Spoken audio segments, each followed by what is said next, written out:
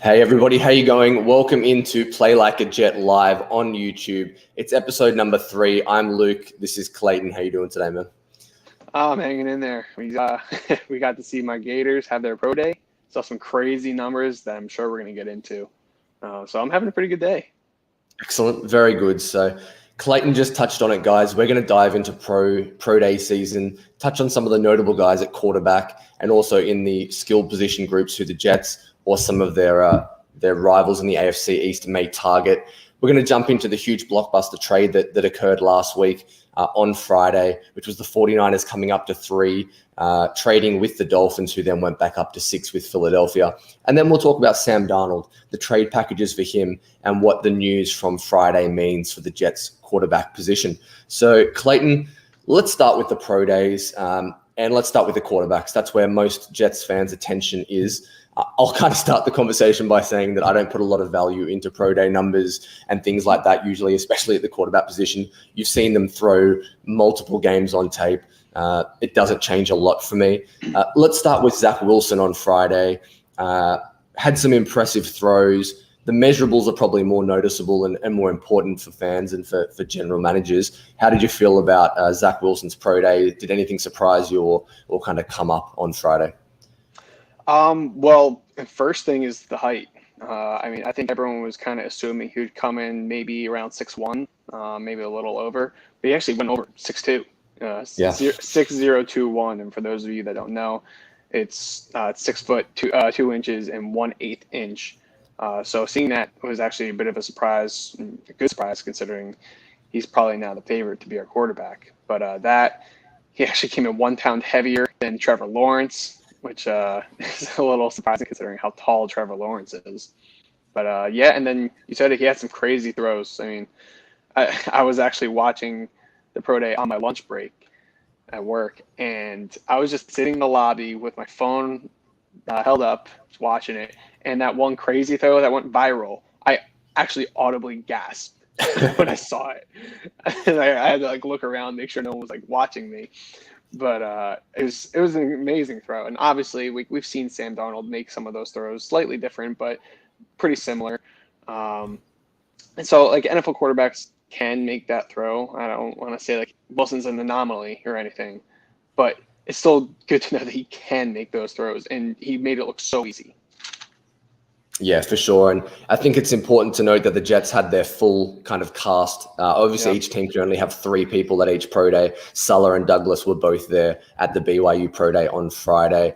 He's been pretty cheeky on social media as well the last couple of days, calling out some of the other quarterbacks for stealing his script from Friday's pro day. Yeah. I know he was retweeting Kellen Mond today, which is pretty funny. But that was Zach Wilson's pro day. I think he's the heavy favorite right now to be selected by the Jets at number 2.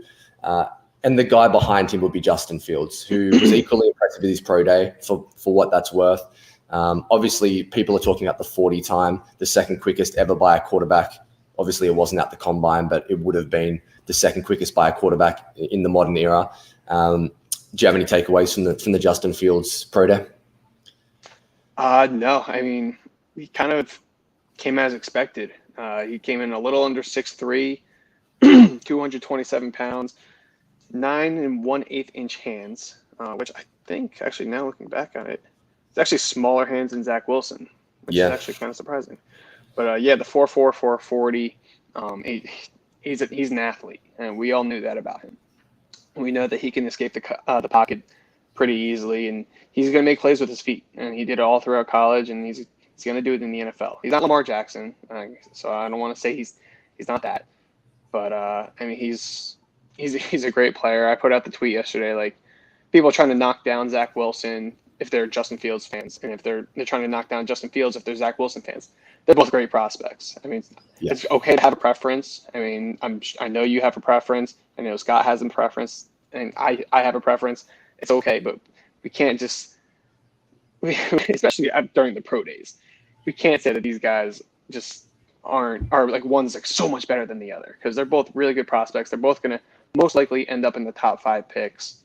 But sticking with Fields, he had a great pro day. He also made another amazing throw. It was different than Wilson. He did roll out to the left, but he also threw to the left, whereas Wilson threw more more in the middle of the field, thrown across his body. Yeah, so another really impressive pro day. Ticks the boxes that NFL teams want to see. Let's go to some of the skill position players, and there were a couple of notable ones today. The first is Kyle Pitts, who is, I think, outside of Penei Sewell, he's the best position player in the draft. He's an absolute freak of nature. He ran a 4.44 today at his height and weight. It was impressive. And then Jamar Chase is the other guy that went at LSU's pro day today. Would you say they're the best two skill position players in the draft? And is it cemented after today's pro day?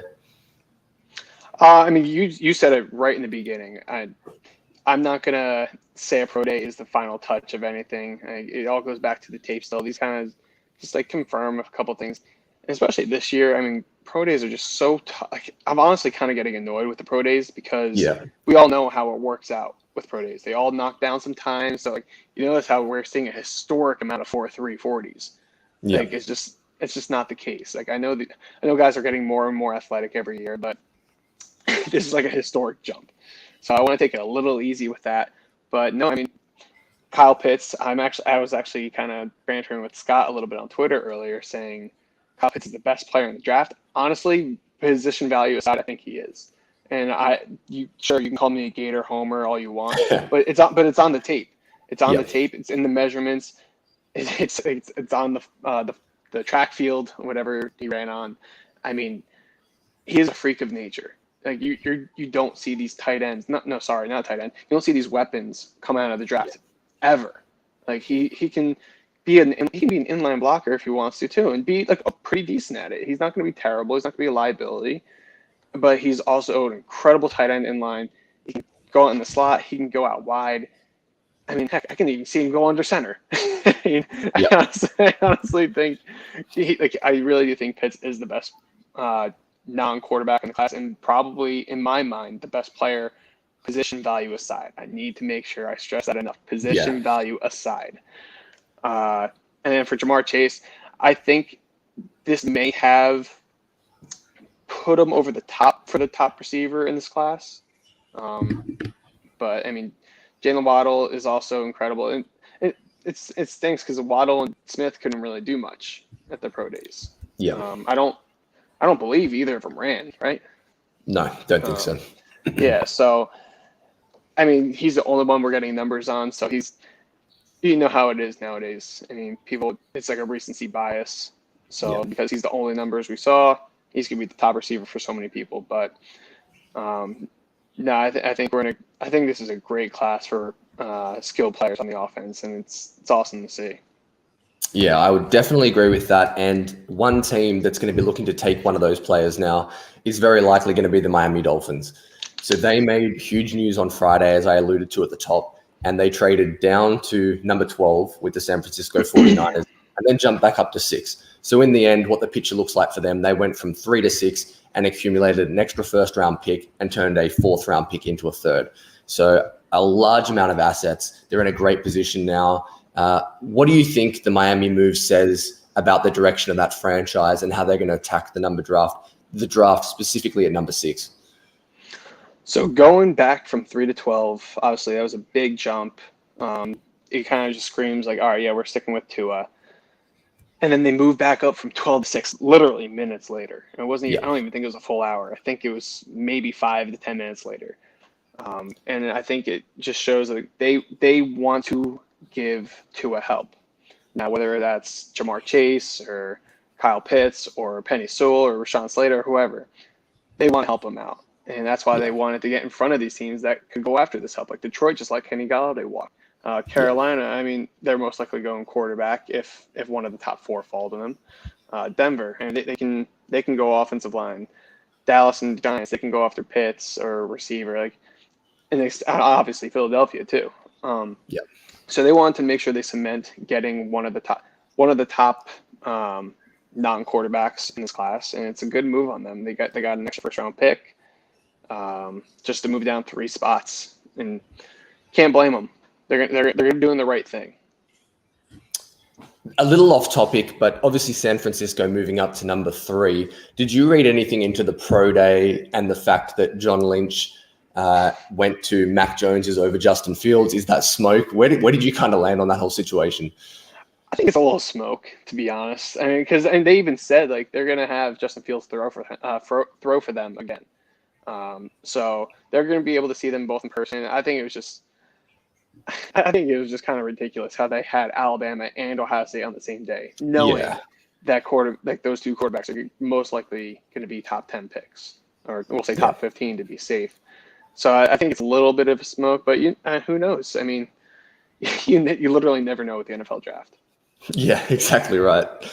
The last perspective and viewpoint I want to look at this trade from is from the New York Jets. Obviously, in my mind, this cemented they're taking a quarterback at number 2. Adam Schefter came out and reported that the 49ers didn't call the Jets and they weren't discussing a trade. There's no way you can convince me that the 49ers did not ring the Jets and say, we're going to move up to 3, but we don't want the second best quarterback of our choosing. No. We don't want the pick of the litter outside of Trevor Lawrence. We're happy at 3. For me, that cemented its quarterback at 2. Not that there was really any question in my mind. Is that how you saw it? And did anything else kind of pop out for you after the trade? Absolutely. I mean, there's no way that Robert Saleh, who just came from the 49ers, who has great relationships with that entire organization, there's no way that they didn't ask him and be like, hey, like, any chance? Personally, I think like Saleh just reached out to them and was like, don't even bother. Like, Kyle, just leave it alone. It's not happening. We're sticking here. Like, that maybe went a little differently, but I mean, you said it. When you move up that high, you obviously have 3 quarterbacks in mind. Obviously, we'll take Trevor Lawrence off the board. He's going number 1. Yeah. So you have 2 quarterbacks in mind. Out of those 2, I don't care who you are or what it is. It could be your favorite food. You could be your favorite movies. When you have 2 things in front of you, you have a preference. Nothing is ever an ultimate tie to the T. You have a preference. So when you have that preference, you want to get up as high as you can to take that preferred player. There's no way that they didn't want to move up to 2, especially if Wilson's their guy. I mean, wouldn't you want to go up? Even if Mac Jones is their guy. Yeah. Like, you don't want to be like, hey, like the Jets could take him. They probably won't, but they could take him. You don't risk that. You offer them those 3 first-round picks, a third, and maybe another second or something like that. I don't know. I'm just spitballing, but there's no way. And then when it also got reported, I think Ian Rappaport came out with it saying that the Eagles tried to move up to 3, but only for Zach Wilson. I mean, I think with that says a lot. Just saying, like, all right, the Jets turned down the Niners.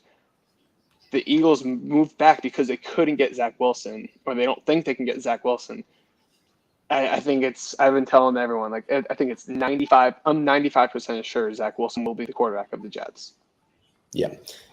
It made me laugh. I tweeted it out this morning, but last couple of months, Lance Zierlein's been a figure that's been on Jets Twitter a little bit, and he's been quite vocal. And in a couple of debates, we'll call them on the timeline, he's been of the idea that the NFL doesn't view this quarterback class like the draft community does. And I think the move on Friday cemented and solidified in my mind that the NFL loves this draft class. Yeah. There's quarterbacks going 1, 2, 3, and I'm not unconvinced that Atlanta aren't going to take one at 4. This is a special group, and people are going to draw comparisons between 2018 and this year's class. I think it's better than that class, and I think you're going to see 3 or 4 average to above average starters. Look, anything can happen with situations and things like that, but I think this is a very special quarterback class. Yeah, actually, there's one other part of that trade I want to get into as well, and I was listening to the Rich Eisen podcast, or the Rich Eisen show, whatever one it was, and he mentioned that, or maybe it was Daniel Jeremiah that mentioned to him on the show, saying that with Miami making these trades, not only do they put themselves in a good spot to take the best pass catcher or best offensive lineman in the class, but it also sets them up in a way where if everything blows over with Deshaun Watson, this sets them up to trade for him after this draft, because a lot of their draft capital was in the 2021 draft. Now this puts them in a spot where they have 2 first-rounders, 1 next year and then 2 the following year. Yeah. So they have the capital to go after him again if this all blows over. Obviously, with the, I think, 19 civil suits against Watson right now, he's not going anywhere for the time being. But if it does, I hope it does for him and the women's sake. But it sets up Miami pretty well for that if they want to go down that road. Yeah, it's a scary thought that they could come out of the draft with a guy like Kyle Pitts and then Deshaun Watson throwing the ball to him potentially in 2022. So we've just discussed that we believe Zach Wilson is firmly the pick, and the trade solidified that on Friday. So let's take our attention to Sam Darnold. He's the incumbent quarterback. He's going into year 4. He's going to be likely on the way out. There were reports about a month ago from Adam Schefter that, the Jets might get a first-round pick. I think the idea of getting solely a first-round pick alone is kind of dead. His market has probably dropped a little bit as free agencies evolved and guys like Ryan Fitzpatrick and Andy Dalton have come off the board. Where do you see his value, Clay? And what do you think the Jets' best strategy should be in trading him? I mean, I've kind of been in the same boat the entire time with like slight changes.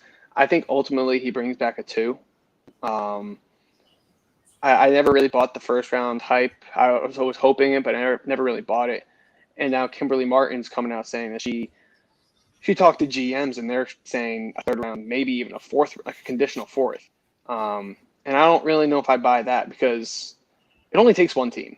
She spoke to 3 or 4 GMs out of 31. It only takes one team. Because did anyone believe that Jamal Adams was going to get traded for 2 firsts, a 3rd, Nope. and a starting player? No way.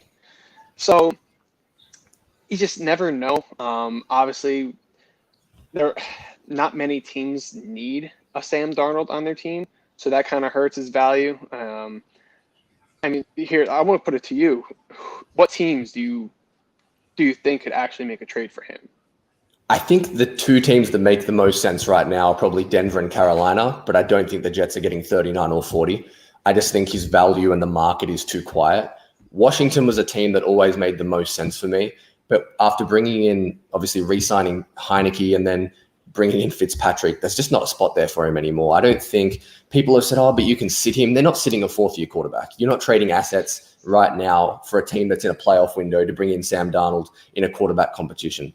So do Denver make sense with pick, where they pick in the 3rd round, early in the 3rd round, somewhere in the early 70s? Is he a big enough upgrade over Drew Lock? I'm not sure how they see it, but I see them as not a bad fit. They already have a nice stable of weapons with Courtland Sutton coming back, Jerry Jeudy and the guys they drafted last year. And Carolina's an intriguing situation. They already got Teddy Bridgewater, who obviously was with the Jets and was taking them to the playoffs apparently a couple of years ago. Is Sam Darnold a fit there? Is he going to take them over the hump?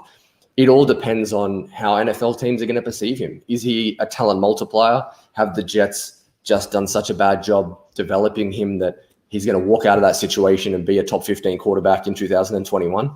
I'm not sure, but to me, Denver and Carolina make the most sense. That's just my opinion. Do you have any other ideas and other destinations that make sense to you? Yeah, I mean, Denver and Carolina for sure. I mean, I would love to be able to get one of those 2nd-round picks. I just don't know if they can get that high up. They might have to throw like a 4th-round pick in there to get that. Which, I mean, I wouldn't be opposed to doing that either. I think I'd rather do that than take let's see, I'm looking at the 3rd round right now. Denver has 71, Carolina has 73. So I'd rather trade our 4th-round pick, which is 107, I believe. Trade that with Darnold to get 39 or 40. That's 4 premium picks in the top 40. Not to mention we also have 66 and 87. So that's still 6 picks in the top 87, 4 picks in the top 40, and obviously 2 in the top 23. So I would still do that if they could. But I would also, I'm not going to rule out getting a future pick potentially. I mean, we saw it happen with Carson Wentz. I believe it's a conditional 2nd that can turn into a 1. I know the teams said it differently. One said it was conditional 1st that can turn into a 2 and vice versa. But we could see something like that. Maybe not the 1st and 2nd round part, but maybe a conditional pick for the following year. And in a year like this where we missed a lot of games due to COVID, a lot of there were some players that didn't even touch the field because of COVID or because they opted out. Maybe Joe Douglas is like, no, maybe I'd rather have a future asset and we can kind of go through a full season, a full scouting season, and make our pick from there, rather than be like, you know what, I'm still not sure about some of these guys because we just don't have the right tape on them. It was a weird season, blah, blah, blah. So I could see Douglas going that route. And it makes a lot of sense too. Yeah, I think the benefits are twofold of that. You just touched on the fact that COVID had a huge impact on the season and the tape these guys put out. The other thing I want to point out is the window. And I've been big on this. The Jets' window to win, if Zach Wilson or Justin Fields or whoever they take in the draft develops the way they want to, is 2022 to 2024. Having assets stored up for 2022 is a win, because you're not going to win the Super Bowl next year. You're likely not going to make the playoffs next year, even if Zach Wilson is the guy we hope he is. The talent isn't quite there around him. Storing assets for 2021 is an extremely smart strategy from that perspective, as well as, you know, the impact of COVID and the quality of the tape we had on guys in 2020 in the college season. So I think that about wraps it up for us, guys. Sorry, Clay, go ahead. Sorry, man. No, sorry. Yeah, I was going to say, like, I think you nailed it. I think 2022, like I speak to my cousin about it. Like, I don't think 2021, you can't build with 2021 in mind. Like, we did that when we had Mark Sanchez, and granted, we got the 2 AFC championships, but right after that, it went downhill quick. I mean, we never really built a stable foundation that can last us for a long time. So if it means putting off a second-round pick for 1 year, I'm fine with it, because we know if Zach Wilson's our quarterback in that, obviously in this scenario, Zach Wilson's our quarterback, or we'll just say a rookie. They're not on the hot seat. They're not going to have like, oh, it's do or die. No, they're going to have a few seasons. They're going to have at least 3 seasons to get through and be like, all right, is this our guy? So I mean, if you want to kick the can down the road and get a future pick, I'm all for it. And next year's going to be a great class too, by what it seems. And yeah, we just got to build a strong young foundation. It doesn't have to be all done in one offseason. Yeah, completely agree. Clayton, thanks so much for joining us today. We are 29 days out from the NFL draft. As we get closer, we're going to be moving more and more towards draft content, the prospects we're looking at for the Jets. It's an exciting time for us. Can't wait to see what we have in store. We have some exciting partnerships coming with Play Like a Jet Live that will be announced in the next couple of days, so stay tuned for that. But thanks for joining us, man. Really appreciate it. Love hanging out with you. Yeah, for sure thing, man. All right. Thank you, guys.